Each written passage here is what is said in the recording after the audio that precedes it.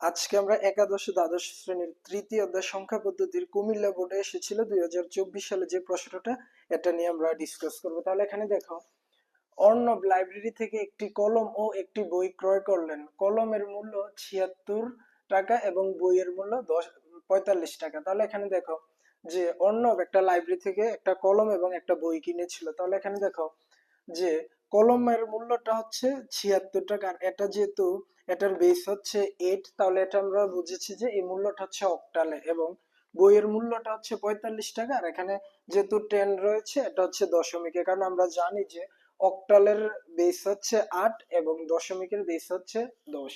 এবার দেখো, এই উদ্দীপকটা দিয়ে আমাদেরকে গ এবং ঘর মধ্যে কি করতে বলা হয়েছে। এবার আমরা প্রথমে দেখি, ক বলেছে যে ইউনিকোড কি। ক এবং খ এগুলা তুমি নিজে নিজে পড়তে হবে, আর এটার উপর কিছু আমাদের সাজেশন ক্লাস রয়েছে, ওইগুলা দেখলে চলবে। তাহলে এবার এখানে দেখো, ক হচ্ছে ইউনিকোড কি। পৃথিবীর সকল ভাষাকে কম্পিউটারে রূপান্তরের জন্য যে কোড ব্যবহার করা হয় তাকে বলা হয় ইউনিকোড। আর এবার দেখো, 8+8 = 10 ওই ব্যাখ্যা করো। আমরা জানি যে 8 এবং 8 যোগ করলে 16 হওয়ার কথা, কিন্তু এখানে 10 কেন?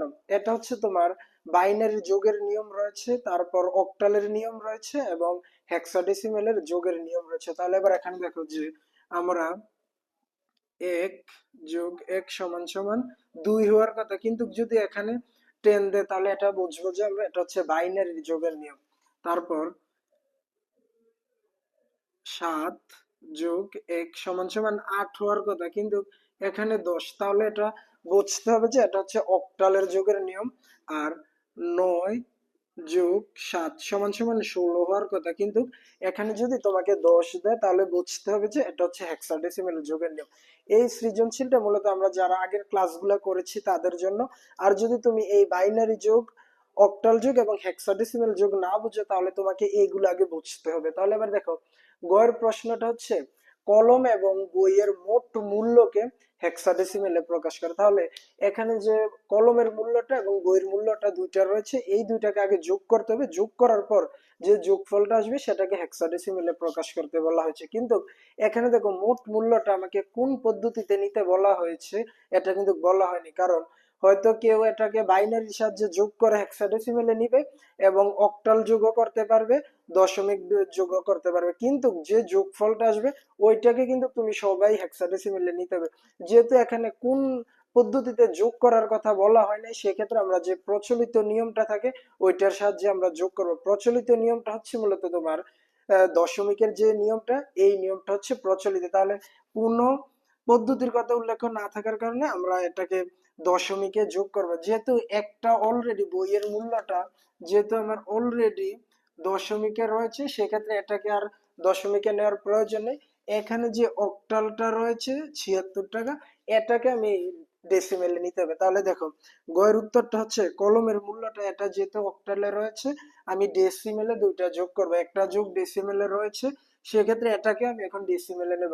এগুলো আমাদের পূর্বের ক্লাসগুলোতে ধারাবাহিকভাবে দেওয়া আছে যে অক্টাল থেকে ডেসিমেলে নেওয়ার জন্য প্রত্যেকটাকে তার অক্টাল বেস দিয়ে গুণ দিতে হবে। আর উপরের দিকে দেখো, এখানে যেহেতু দশমিকের ডান দিকে কোনো সংখ্যা নেই, সেক্ষেত্রে এটা হচ্ছে 0 পাওয়ার আর এটা হচ্ছে পাওয়ার 1।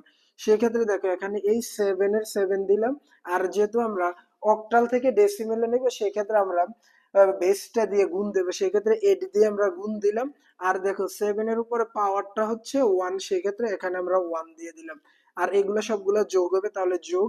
এবারের সংখ্যাটা হচ্ছে 6, আর যেহেতু এটা অক্টালের হচ্ছে, সেক্ষেত্রে আমরা 8 দিয়ে গুণ দেবো। আর এটার উপরে পাওয়ারটা দেখো 0।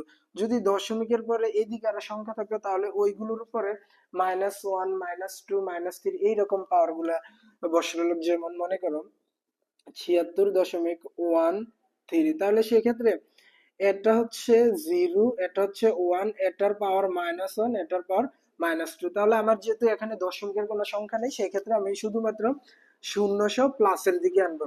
এবার দেখো, 7-এর 7 ইন্টু ইন্টু 8-এর উপরে 1 দিলে 8-একে 8 প্লাস 6-এর 6 গুণন 8-এর উপরে যদি তুমি 0 দাও অথবা 0 দাও, সেক্ষেত্রে এটার মান কিন্তু 1 আসবে। তাহলে 7-8-56 প্লাস 6-একে 6, এই দুইটার যোগফল হচ্ছে 62। যেহেতু আমি এখানে অক্টাল থেকে ডেসিমেলে নিয়েছি, সেক্ষেত্রে আমি এখানে বেসটা দিয়ে দেব 10। তাহলে দেখো কলমের মূল্যটা ছিল অক্টালে, এটার ডেসিমেলের মূল্য হচ্ছে 67 টাকা।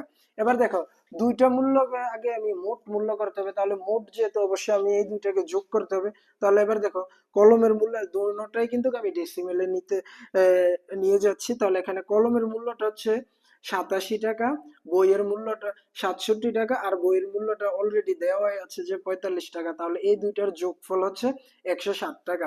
তাহলে দেখো আমি এখানে মোট মূল্যটাকে আমি ডেসিমেলে নিয়েছি। এবার দেখো যে পদ্ধতিতে আমি নেই না কেন আমাকে উত্তরটা অবশ্যই হেক্সাডেসিমেলে আবার প্রকাশ করতে হবে। যে মোট মূল্যটা থাকবে ওইটাকে হেক্সাডেসিমেলে নিতে হবে। তাহলে এবার দেখো আমি মোট মূল্যটা যেহেতু ডেসিমেলে এনেছি, তখন এখন আমি এটাকে হেক্সাডেসিমেলে নেব। আর ডেসিমেল থেকে হেক্সাডেসিমেলে নেওয়ার নিয়মটা হচ্ছে তাকে যে পদ্ধতি ডেসিমেল থেকে আমি যে পদ্ধতিতে নেব, যেমন দেখো ডেসিমেল থেকে যদি আমি অক্টালে নেই, যদি আমি বাইনারিতে নেই, যদি আমি হেক্সাডেসিমেলে নেই, তাহলে অক্টালে নিলে ভাগ দেব আমি 8 দিয়ে, বাইনারিতে নিলে ভাগ দেব 2 দিয়ে, আর হেক্সাডেসিমেল নিলে ভাগ দেব 16 দিয়ে।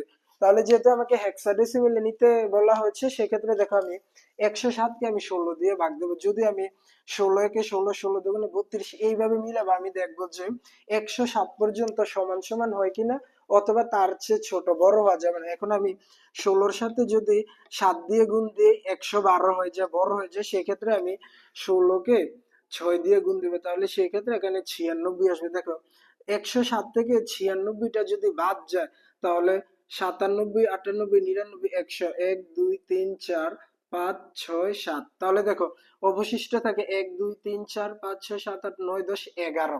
এবার যেহেতু আমি এটা হেক্সাডেসিমেলে করছি, সেক্ষেত্রে কিন্তু এখানে 11 বসানো যাবে না, কারণ আমার 10 শুরু হয় এ দিয়ে, আর 11 এর জায়গায় আমরা বি। সেক্ষেত্রে আমি যেহেতু অবশিষ্ট আমার হাতে 11 থাকে, তাহলে এই 11-র পরিবর্তে আমি মূলত এখানে বি বসিয়ে দেবো। তাহলে এবার দেখো এবার 16-কে আমি আবার হেক্সাডেসিমেলের বেসে 16 দিয়ে ভাগ দেবো। তাহলে যেহেতু এটা 6 থেকে 16 বড়, সেক্ষেত্রে আমরা এখানে 0 বসিয়ে দেব, আর এই দিকের প্রথমটা ওই দিকে বসে যাবে। তাহলে দেখো এই 6টা এদিকে চলে আসছে। এবার দেখো আমরা যখন ডেসিমেল থেকে অক্টাল, বাইনারি বা হেক্সাডেসিমেলে যে ভাগের অংশটুকু, এটাকে আমরা নিচ থেকে উপরে নিই, তাহলে নিচে সর্বপ্রথম 6, তারপর হচ্ছে বি।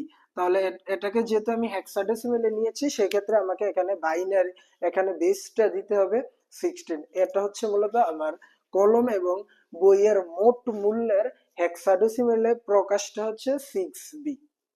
এবার দেখো গহ নাম্বার একটা এবার কি, উদ্দীপকে উল্লেখিত কলম ও বইয়ের মূল্য দুটির পার্থক্য যোগের মাধ্যমে নির্ণয় করা। তাহলে এটা অবশ্যই আমরা আগেও ক্লাসগুলোতে করেছিলাম যে দুইয়ের পরিপূরক যে পদ্ধতিতে, ওই পদ্ধতিটা তুমি আগে একটু ভালোভাবে দেখতে হবে, তারপর যে কোনো অঙ্কের যে কোনো সমাধান তুমি করতে পারবে। তাহলে এবার দেখো আমরা গহ নাম্বার একটা সলভ করব।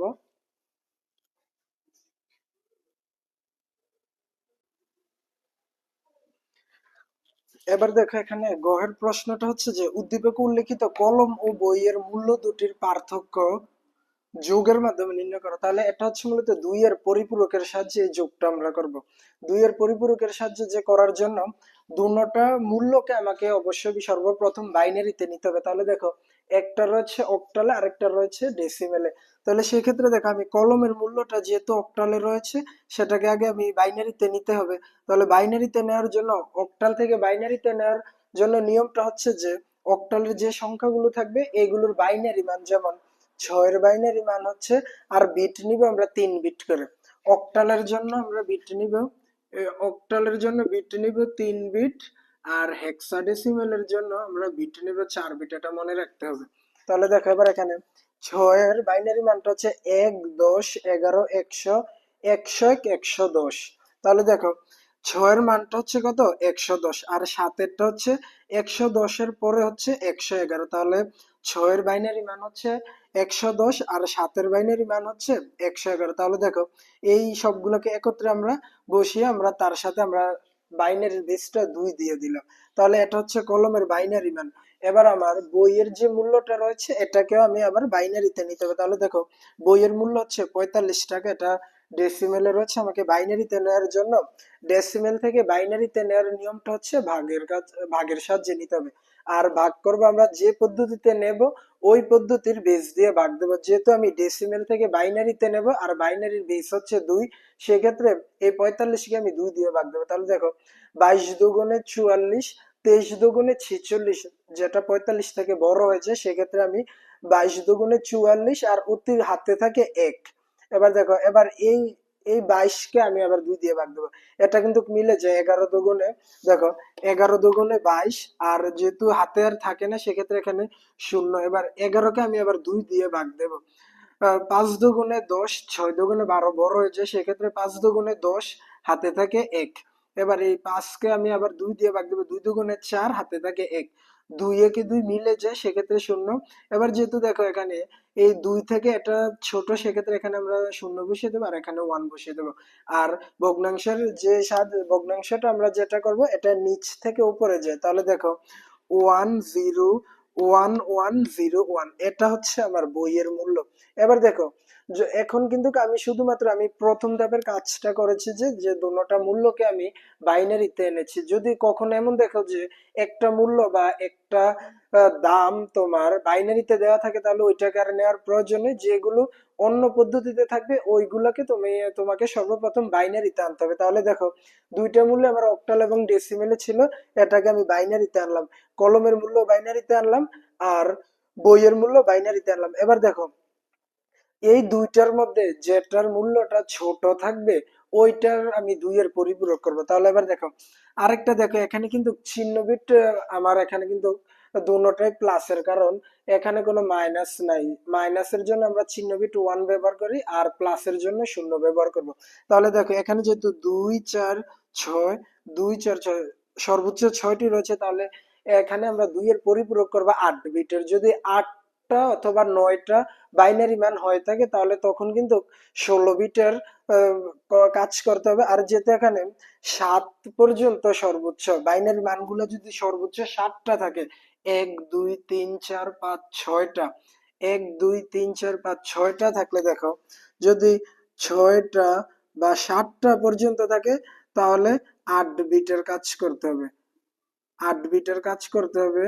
আর যদি 8টা বা 8টা প্লাস থাকে, সেক্ষেত্রে আমি 16 বিটের বাইনারি কাজ করতে হবে। 16 বিটের। তাহলে দেখো, এখানে যেহেতু সর্বোচ্চ 6টা রয়েছে, 6টা বা 7টা পর্যন্ত, তাহলে আমি 8 বিটের কাজ করব। এবার দেখো, আর কোনটার 2 এর পরিপূরক বের করবো, যেটা ছোট। তাহলে দেখো 10 আর 11, তাহলে এখানে হচ্ছে 10 আর এখানে হচ্ছে 11, তাহলে অবশ্যই এটা ছোট। তাহলে এটার আমি 2 এর পরিপূরক বের করবো। তাহলে দেখো, এটা ছিল মূলত বইয়ের মূল্যটা। তাহলে দেখো, এখন 45 টাকা বইয়ের মূল্যের বাইনারি মানটা হচ্ছে এখানে যেটা আমরা বের করলাম 101101, 101101। কিন্তু দেখো, এখানে কিন্তু আমার 8 বিট মিলাতে হবে। 8 বিট যেহেতু এই দুইটাই প্লাসের, এইদিকে সামনে কোনো মাইনাস নেই, প্লাসের জন্য আমরা চিহ্ন বিট বসাবো 0, আর 8 বিট মিলানোর জন্য এখানে আরেকটা 0 বসিয়ে দেবো। এটা হচ্ছে চিহ্ন বিট, এই প্রথমটা হচ্ছে চিহ্ন বিট। আর 8 বিট মিলানোর জন্য এখানে আমি আরেকটা 0 অতিরিক্ত দিয়ে দিব। এবার দেখো, এই সংখ্যাটার 1 এর পরিপূরক করবে। তোমাকে 2 এর পরিপূরক করার জন্য সর্বপ্রথম 1 এর পরিপূরক করতে হবে। 1 এর পরিপূরকের সাথে তুমি এই 1 যোগ করলে মূলত 2 এর পরিপূরক পেয়ে যাবে। তাহলে দেখো, 1 এর পরিপূরক করার নিয়মটা হচ্ছে যে সবগুলো মান উল্টে যাবে। তাহলে দেখো, এখানে সর্বপ্রথম 0 ছিল, এটা হয়ে গিয়েছে 1, 0টা আবার 1, 1টা দেখো, 1টা 0, 0 1, 1 1 0 0, 0টা 1 আর 1টা 0।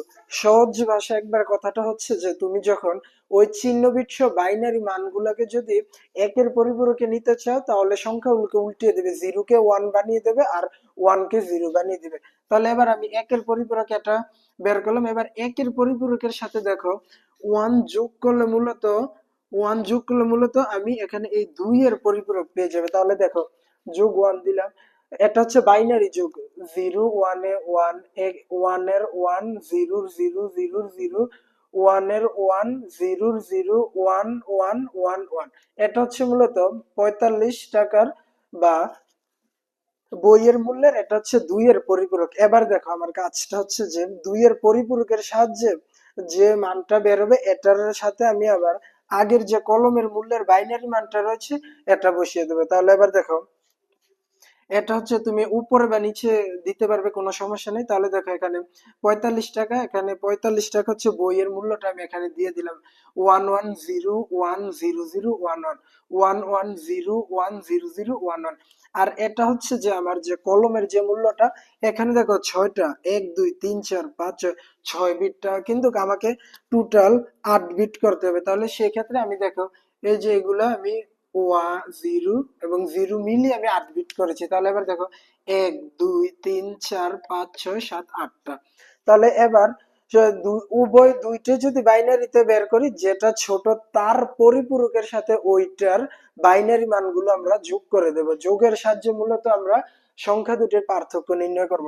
এবার দেখো এখন এটা হচ্ছে আমার 2 এর পরিপূরক, এটার 2 এর পরিপূরক কেন বের করেছি, কারণ এটা এই দুইটার মধ্যে এটা ছোট ছিল, সেক্ষেত্রে এটার 2 এর পরিপূরক বের করেছি।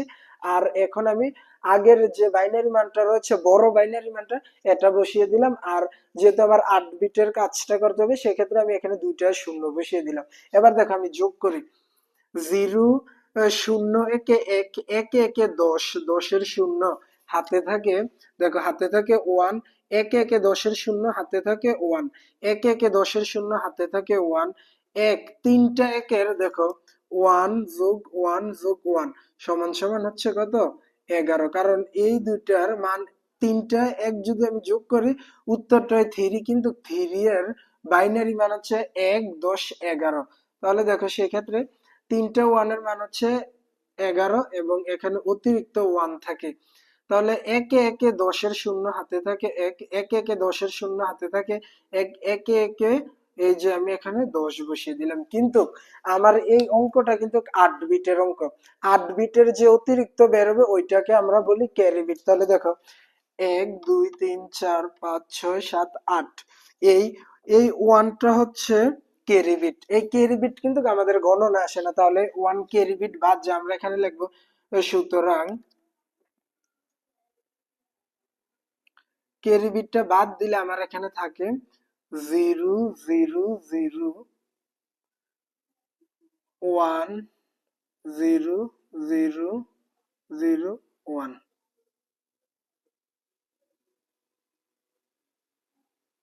আর যেহেতু এবার দেখো এখানে যেহেতু সামনে তিনটা শূন্য থাকে, সেক্ষেত্রে তুমি এই শূন্যগুলো বাদ দিয়ে দিতে পারো। তাহলে এটার নিচে আবার সমান দিয়ে দিয়ে দিবে 1 0 0 0 1।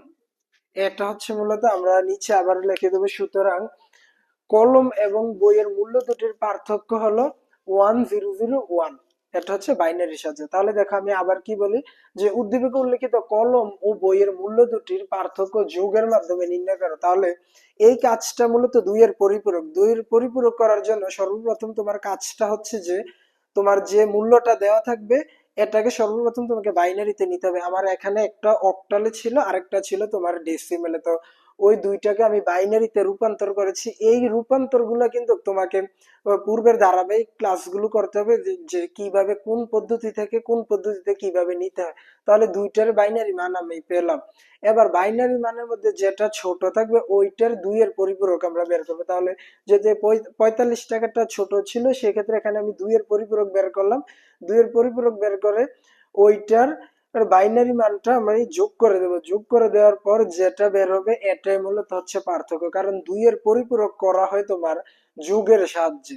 তাহলে পার্থক্য সামনে সবসময় যদি এখানে ওয়ান বসতো আর এই ওয়ানটা যদি না থাকতো, তাহলে কিন্তু উত্তর এটা হইলো যে এখানে 1001 এই পুরাটাই উত্তর আসলে। কিন্তু আমার যেহেতু অতিরিক্ত 9 নাম্বার ঘরে চলে এসেছে, সেক্ষেত্রে এটা ক্যারিবিট, ক্যারিবিট বাদ যায়।